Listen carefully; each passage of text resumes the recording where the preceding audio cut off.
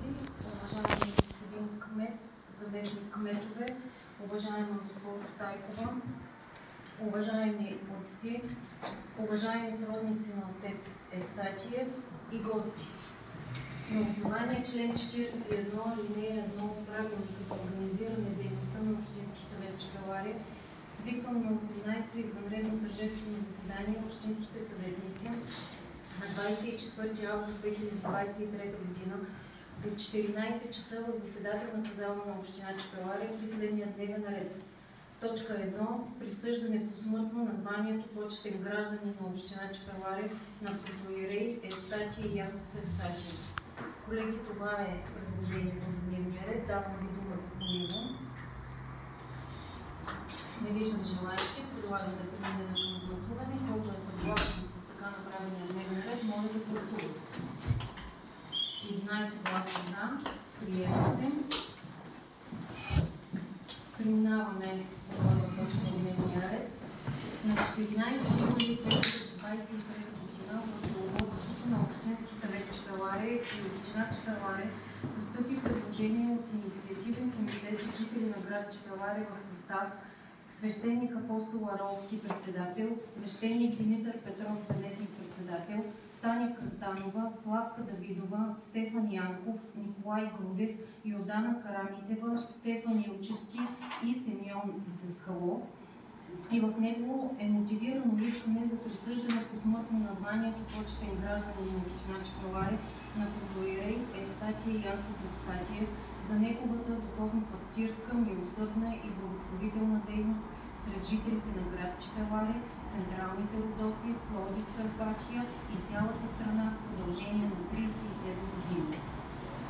Във връзка с това предложение на 18 юли 2023 г. се сформира и проведе комисия на основание член 14 алинея 2 от Правилника за отличията на община Чепеларе, приет от Общински съвет Чепеларе в състав господин Боран Хаджиев, кмет на община Чепеларе, госпожа Слава Петоланова, председател на Общински съвет Чепеларе, госпожа Катя Стайкова, секретар на община Чепеларе и госпожа Гергана Качакова, председател на Постоянната комисия по образование, култура, младежки дейности и спорт.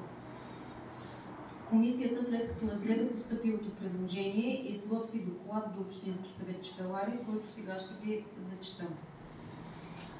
Духовни язви и щедър благотворител. И той в съзнанието на своите пасони и на мнозина, които добре го познаваха, е светец. Протоиерей Евстатий Янков Евстатиев в продължение на 37 години извършва своята духовно-пастирска, милосърдна и благотворителна дейност сред жителите на град Чепеларе, централните Родопи, Пловдивска епархия и цялата страна.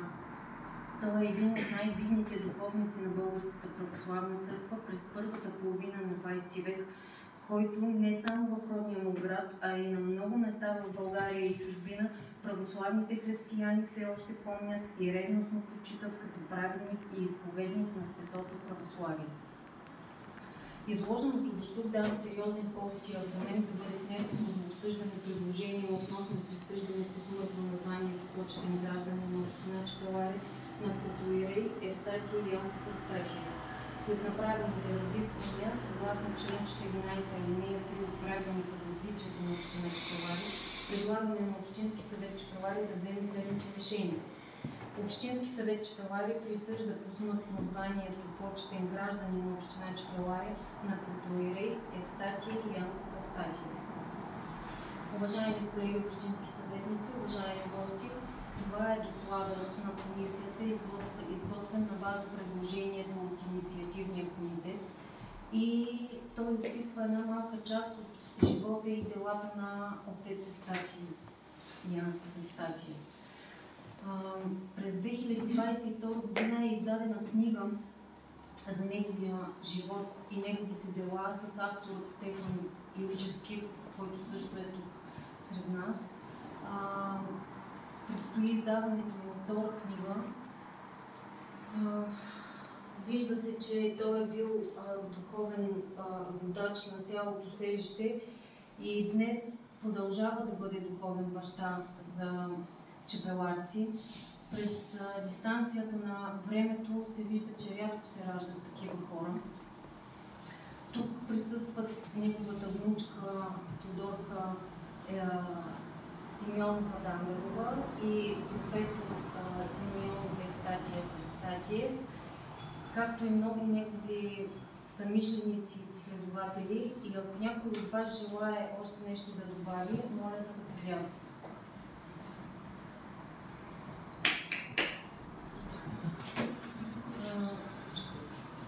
Много може да се говори. Книгата е много хубава.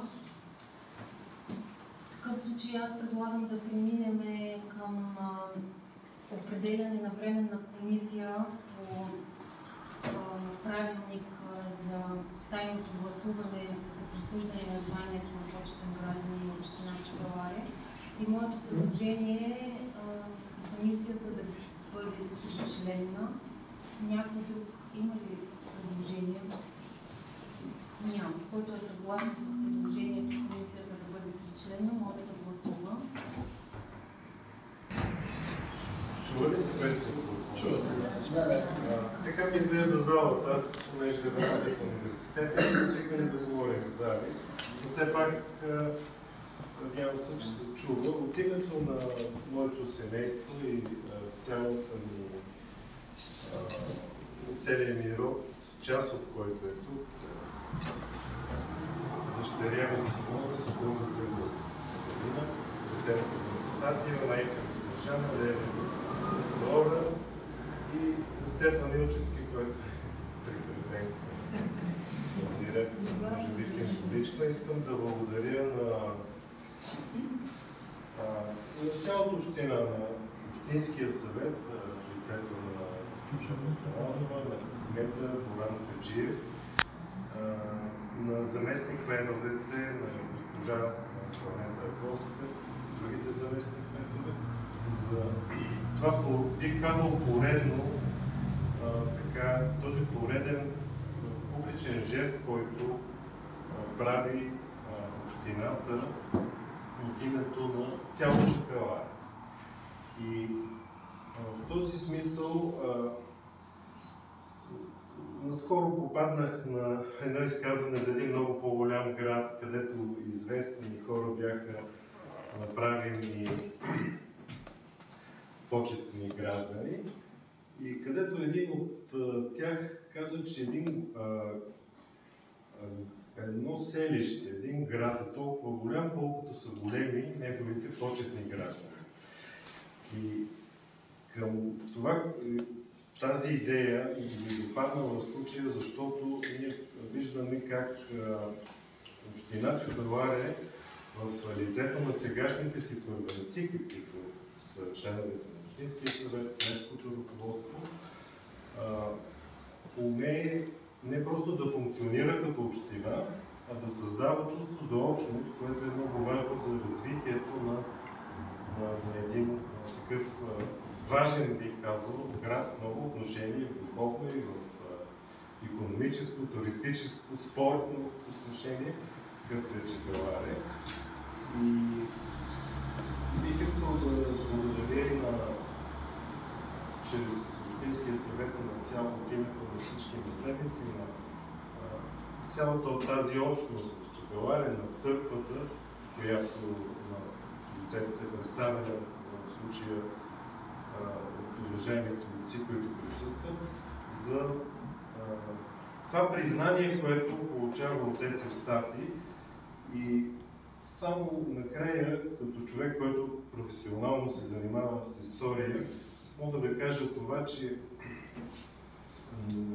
не е възможно една позитивна промяна, нещо модерно да бъде постигнато без спазване на традициите, без отчитането на тези традиции, така че една позитивна промяна без приемственост е невъзможна. И аз така чувствам, че това искрено уважение към отец Евстатий създава една традиция, която утвърждава една традиция,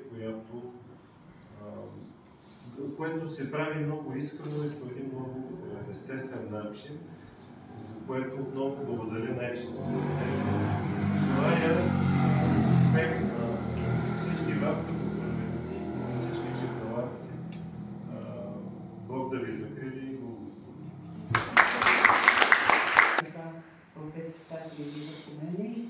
това, което съм чула от хора, които доскоро бяха живи и го помняха, че той се е стремял в цялата си дейност да създава една чепеларска общност, която не почива само на християнската вяра, а то обединява и двете вери, присъстващи чепелари.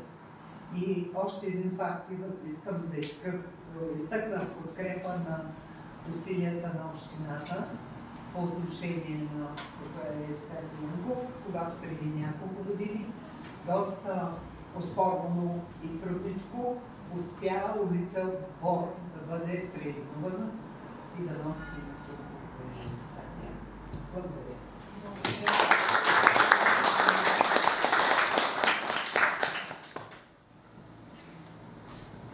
Някой друг желае ли? Благодарност на ръководството на община Чепеларе в лицето на председателя на Общинския съвет, на господин кмета, на госпожа председателя и на цялото ръководство за това, че след толкова много години отец Евстати получи своята почет, която смея да кажа, че той няма нужда от нея.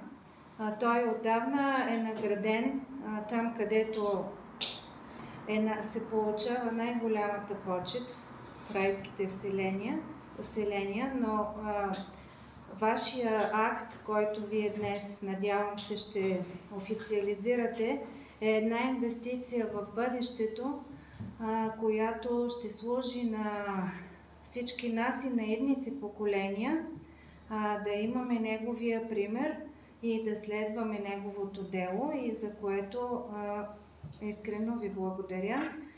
Присъединявам се към пожеланията на професор Евстатиев да сте живи и здрави и Бог да ви благослови. Уважаеми и логични, ние за пореден път се уверяваме как се изпълняват думите на Свещеното писание на Стария Завет, които се досещам, че Бог няма да остави своя светия да види тление. И искам да кажа само за телесното тление, което Бог знае, а за тлението на безпаметността, тлението на забравата, което е страшно. Благодарим на Бога за това. Благодарим и на ръководството на община Чепеларе за усърдието, за старанието, за желанието, за любовта, показана вече толкова време към това. Защото и църква, и общество, всички ние имаме нужда. Ние сме тези, които имаме нуждата да направим паметта вечна на този праведник. Благодаря. Уважаеми гости, продължаваме заседанието на Общински съвет в Чепеларе и давам думата на госпожа Качакова, председател на Временната комисия, да ни обяви резултатите от гласуването. Благодаря, госпожо председател. Пред мен е протоколът с резултатите от гласуването за присъждане по смъртно званието почетен гражданин на община Чепеларе на протоиерей Евстати Янков Евстатиев. Общия брой на съветниците, които присъстват на това тържествено заседание, е 12. След отваряне на урната, в урната бяха 12 бюлетини, 12 гласували, от тях за 12, против няма, въздържали се няма. Празни и невалидни бюлетини също няма. Тоест, Общински съвет единодушно присъжда посмъртно званието почетен гражданин на община Чепеларе на протоиерей Евстати Янков Евстатиев.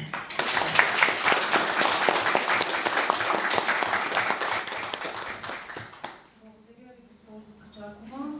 Уважаеми колеги, гости, предлагам със ставане на крака и едноминутно мълчание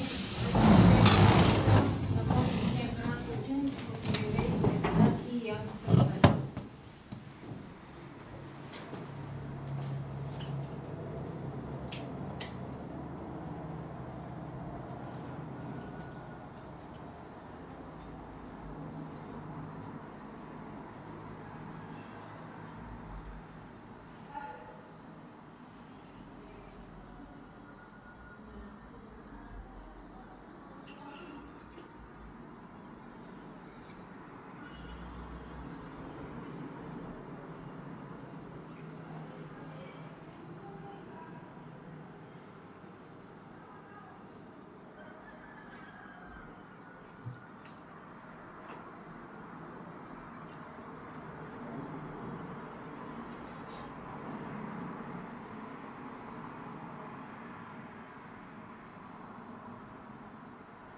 Благодаря ви. Нека бъде вечна и блаженна паметта на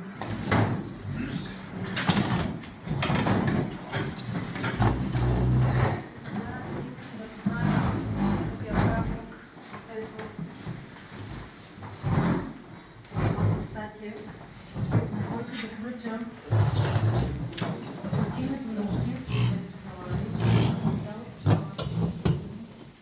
да връчвам пакета, с който удостояваме посмъртно за почетен гражданин на община Чепеларе Протоиерей Евстатий Ян Евстатиев. Като всички ние се прекланяме пред светостта на един достоен пример, който всички ние, следващите поколения, трябва да следваме, за да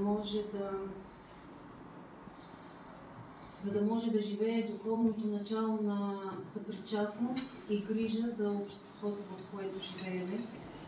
Пожелавам на вас и вашите близки да бъдете много здрави и да продължавате да съхранявате и да разпространявате неговите дела, за да можем да се учим от тях. Благодаря ви.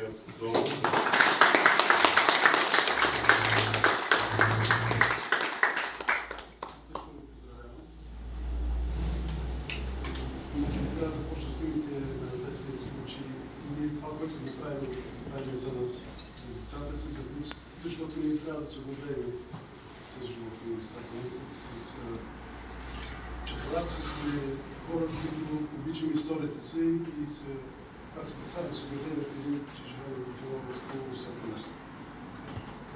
Благодаря за всичко, което направихме на целия екип. Когато преди години започнах да се гледате за историята, когато запознах с историята на всяка ден, така бях убеден, че това трябва да го направим. Тоест трябва да следим книгата. Те нещата се следват едно след друго. Действително не се случва толкова бързо, колкото желаем. Но важното е, че четейки книгата, ние хората, които живеем, трябва да сме малко по-добро намерени, да се помагаме повече, за да може живота да е малко по-лек. Убеден съм, че човек, който прочете книгата, така с действията си, с поведението си, ще направи така, че да живеем малко по-добре. Благодаря ви още един път на всички вас, че уважихте това нещо събитие и съм убеден, че ние ще продължим в тази посока да пишем за нашите хора, които са дали доста за развитието на нашия регион, на нашия град и трябва да се гордеем с това, което правим.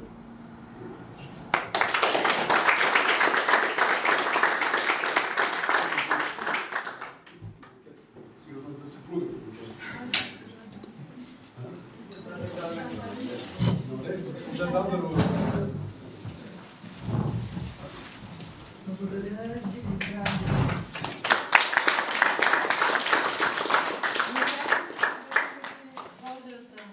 Благослови. Това пожелавам аз. Благодаря. Общински съвет. Благодаря да сте живи и здрави, така да водите напред, Чепеларе, да почнем да вървим много напред. С общи усилия ще ви постигнем. Опа, да снимам. Това ще се става да ме снимаш. Става да ме снимаш. Обърни се и да те снимам.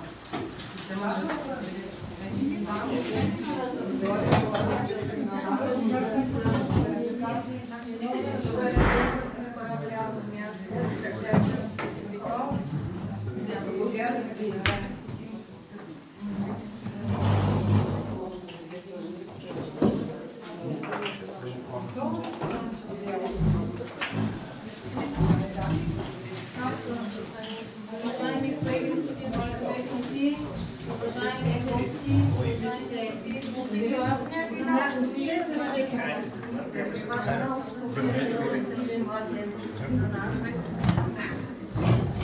на всички да бъдете здрави, да бъдем здрави, да можем наистина с общи усилия да за благоденствието на нашия град и населението на нашия град. Благодаря ви още един път и закривам днешното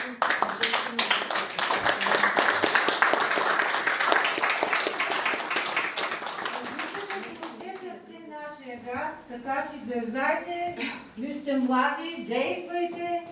А вие възрастните да ни напишете ние и когато възрастните ще ще да ни зарадваме. покажете. Айде сега ще се